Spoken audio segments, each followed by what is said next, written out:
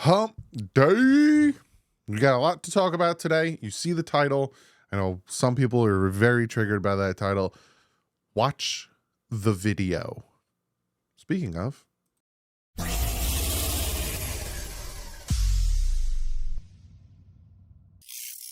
what is up, fans? How you guys doing on this Wednesday? You got a twofer on Monday with the signing of May.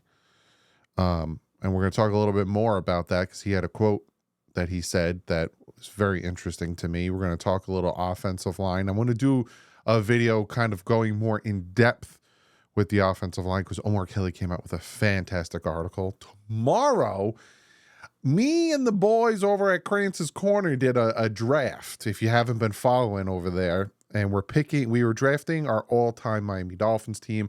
Tomorrow, I am going to show you what my all-time Miami Dolphins team ended up being, and I'll go into depth on how we did it, what's the outcome, all that cool stuff. So, like I said, I have a lot planned for this offseason, and we didn't even get into the second camp battle, which is running back. So, got a lot. Also, I'm going to bring on some guests. I'm trying my best to get some players on, but I'm going to bring on some guests, some, people I've worked with in the past, and some people I haven't worked with yet, but they deserve the shout out and the support. So, but before we get into that, speaking of shout out and support, Clean the World, my man Sean Seipler. I'm wearing one of the shirts. Wash your hands. I'm telling you. Here, you don't hear nothing? It is so cotton soft. I love these shirts. You can get them on this website, link in the description. But he doesn't make merch. What he does is he helps people in need. He gets them food, he gets them water, he gets them soap, he gets them all these supplies, these little kits. He gets them to them. Third world countries, natural disasters, the homeless. He does amazing things, and I couldn't be more happy to consider him a good friend of mine and also, have him sponsor and be a part of this channel. Sean, thank you so much for the sponsorship. And go check them out. CleanTheWorld.org. Link is in the description. So, first thing we're going to talk about over chair is the fact that the Miami Dolphins, let's see what this looks like. Oh, it looks pretty good. Miami Dolphins have signed their second round pick, Patrick Paul, which leaves just one pick left in Chop Robinson. They're probably I don't know where they're sitting at in cap space now, maybe like 15 million, because I don't think the signing of our new safety was a lot of money, but Patrick Paul's doing work. You got, like I said, one more guy's got to get inked up, and then we're good. And we're good to go into training camp with all our rookies under contract. Speaking of offensive linemen doing work, this is from my guy, King of Finland. Put this video out from my brain's not working. Austin Jackson, he was working with crafting linemen, doing some work. And you might be like, oh, this isn't nothing. That is a heavy weight of him just getting the work in. I'm very happy to be wrong about Austin Jackson. I'm very happy to see Austin Jackson. He's got the weights. He's got the resistance bands. Just earning his new contract and just doing some fantastic things. I'm excited to see what he can do in his now third year in the same offense, his third year with Butch Berry. I think this is his third year with Butch Berry, who's transformed this offensive line and some of these players that initially were struggling to either stay healthy or, get to that next level. We saw what happened last year. Yeah, we took a ton of injuries, which definitely hurt us in some aspects of the game, but Butch Berry was able to do what he needed to get us in a situation where the offense didn't fumble too hard, and we were still able to have some success on that side of the ball. So really cool there. The last thing we're going to talk about before we get into the title of the video, because I know everyone's like, what are you talking about? Only a few quarterbacks. I was going to say Drake May. Marcus May, the safety that the Dolphins signed, that was Sunday night, I think, or Monday night. May said he had multiple teams interested, but loves the Dolphins roster in Miami, and Miami wants to be end wants to be part of a Super Bowl contender, which he believes Miami has. Now, again, there's going to be the people who say, well, he's only saying that because he's with the team now. But do I think the Dolphins are a Super Bowl contender? No. I think there's still some pieces and there's still some things that need to come to fruition for them to become Super Bowl contenders. So no, I don't think they're there. I think they're going to get in the playoffs. But Super Bowl contenders, no. Definitely division title contenders, but no, not Super Bowl contenders. Not yet anyway. We'll see how the season transforms.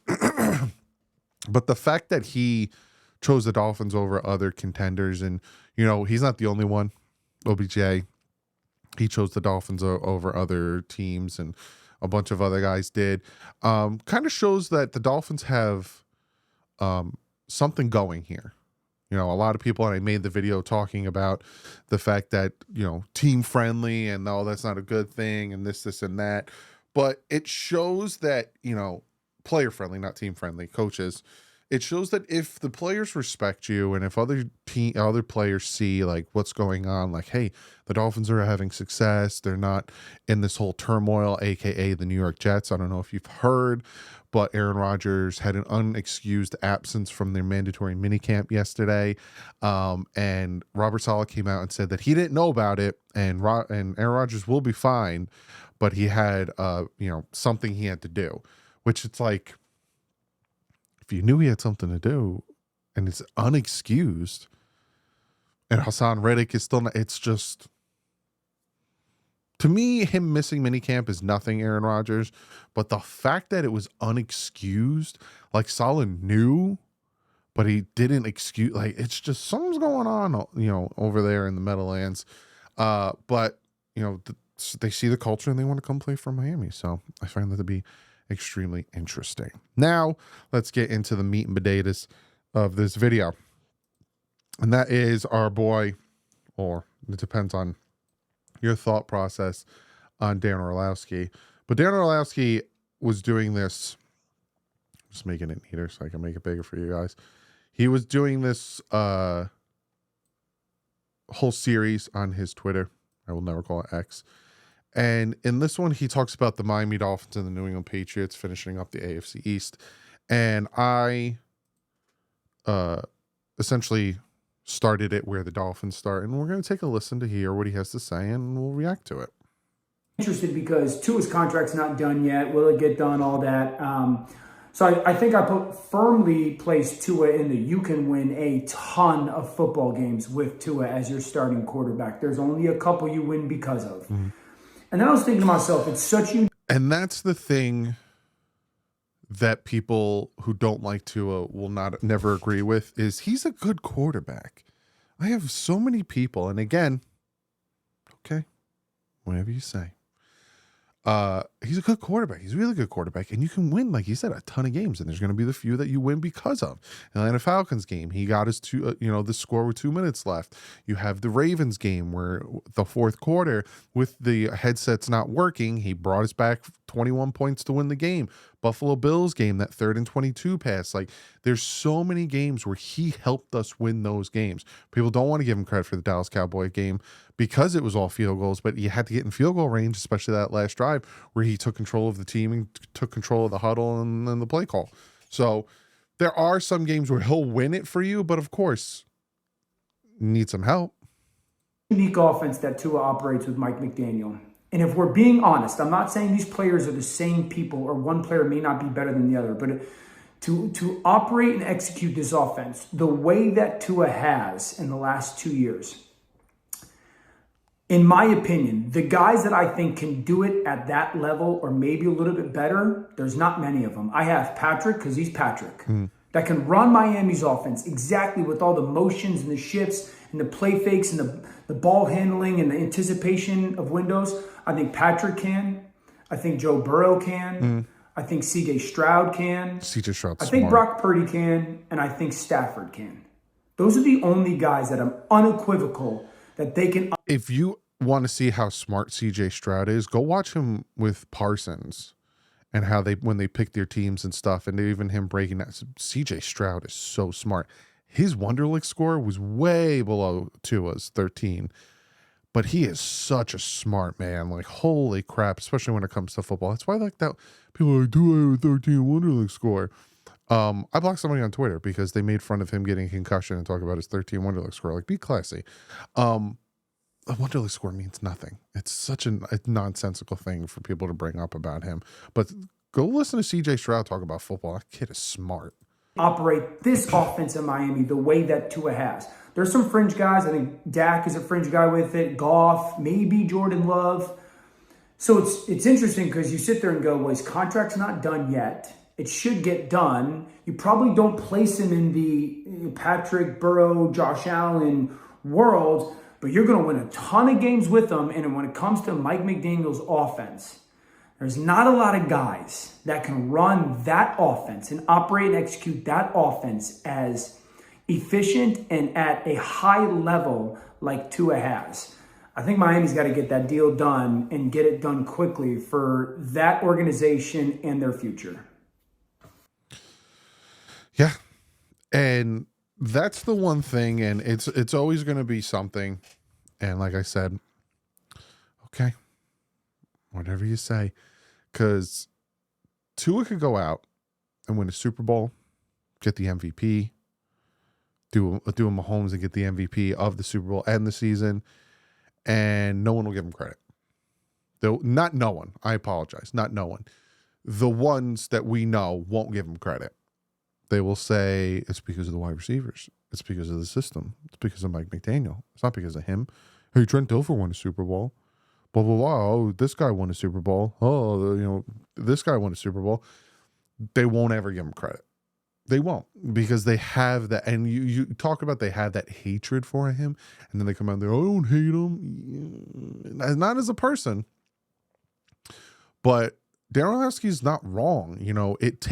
There's a lot of receivers. There's a lot of other players on this team that have come out and said how hard this offense is to get a grasp on, that it takes them a minute to get like Tyreek Hill, his first year in 2022 with us, he didn't know the playbook. So Tua was telling him the routes to run. Instead of coming into the huddle and calling the play, whatever it is, however long and convoluted the name is, and just snapping the ball and then getting up to the line, this man had to come in, call the play, and then tell Tyreek Hill what route to run. Deep post, shallow in, skinny out, like just all of these. He had to tell Tyreek, call the play, tell Tyreek, this is what you have to run, go up. He has to hurry up and make his assessment and then give himself enough time for the motion to happen and be able to get the ball off before the play clock goes down. This is what he had to do in 2022. Now with it, last year, obviously Tyreek got better assessment of the offense, but people underestimate how difficult this offense is because the players have come out and said it. It takes them a hot minute to get it down. That's why Chase Claypool was struggling. Chosen was struggling. Some of these other guys that were first timers last year were struggling because it's difficult.